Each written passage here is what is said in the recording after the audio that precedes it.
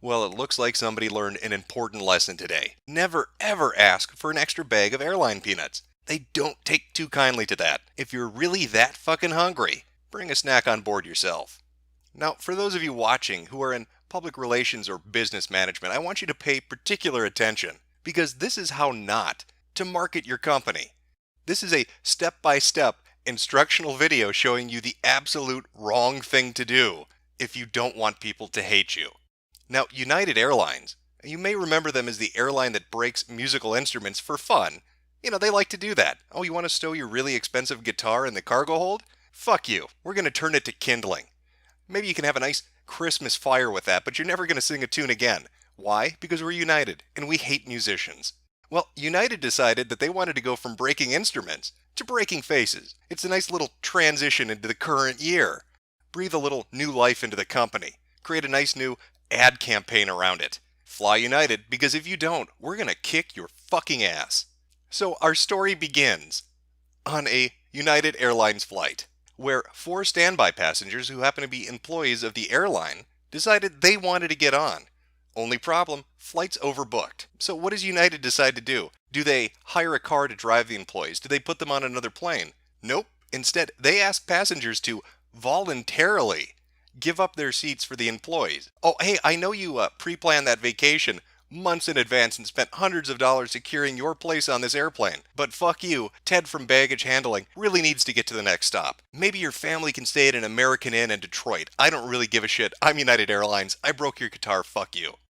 And wouldn't you know it, the customers weren't exactly thrilled with the proposition. Hey, anybody want to volunteer to get fucked out of what they paid for? What, no takers? So the airline decided to choose for them. They randomly went up to people and said, hey, guess what? Fuck you, get off the plane.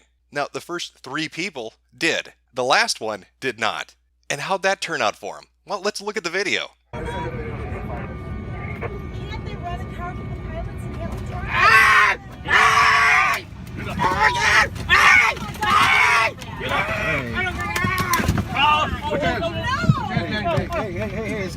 come on. Come on. There you go. Oh, this is Busted his wrong. lip. Oh my God! Look at what you did to him!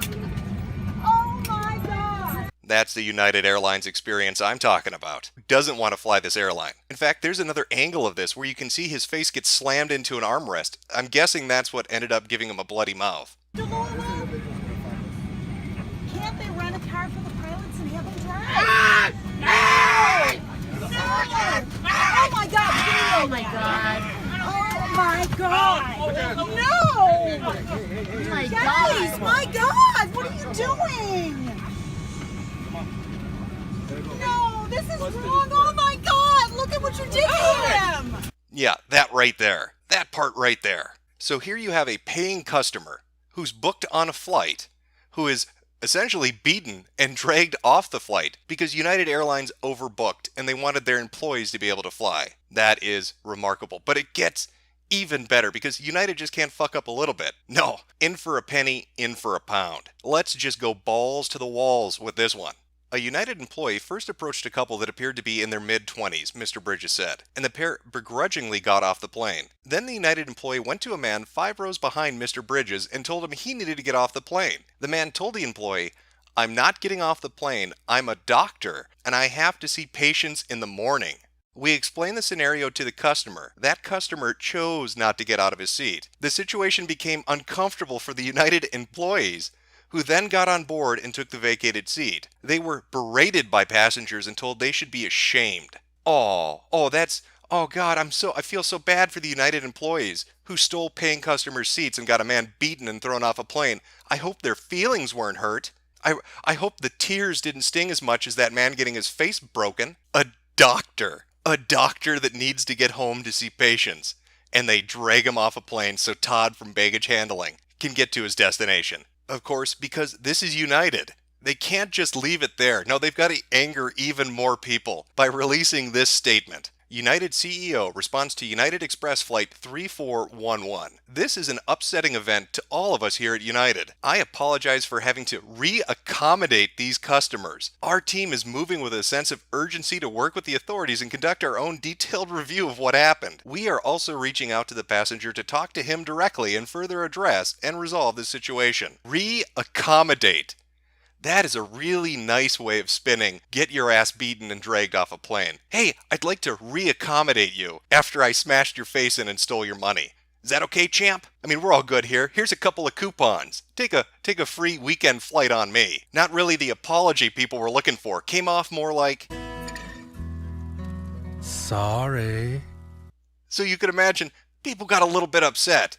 They're getting hammered on social media right now because people are rightly afraid that if they buy a ticket for United Airlines flight, they could be beaten and thrown off a plane. They could just be told to get off, even though they booked months in advance, even though they paid hundreds of dollars. They can just be forced off a plane, and if they refuse, if they put up a fight, or if they just outright say no, the police will come in and physically, violently drag you off that plane.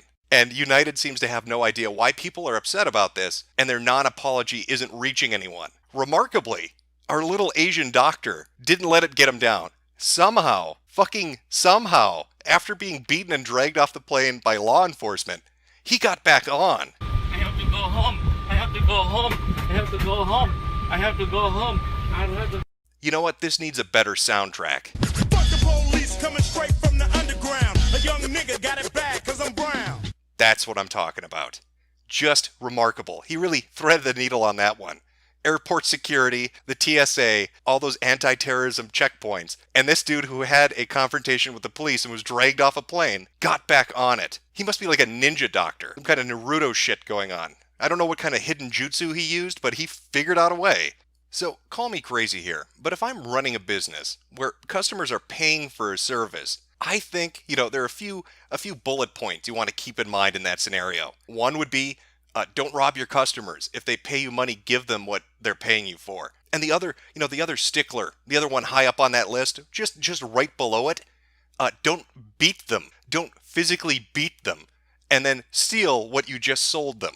Those two things really good to keep in mind. I know United doesn't give a shit. They're just going to go back to breaking guitars and hitting people in the face. So good job, United. Every step of the way along this entire event, you chose the wrong thing to do repeatedly. You overbook a flight. You force passengers who paid off of that flight. You physically beat a man and drag him off an airplane, and then release a statement saying, "Oops, our bad, sorry we overbooked, we'll try to re-accommodate you." Way to not take any responsibility. Way to not actually address what you did. You could have just come out and said, "We fucked up." But of course not. Of course not. When would a company ever do that? Even when there's video evidence of them fucking up on a monumental level. So GG, because you've just given every public relations and business management student an abject lesson in what not to do.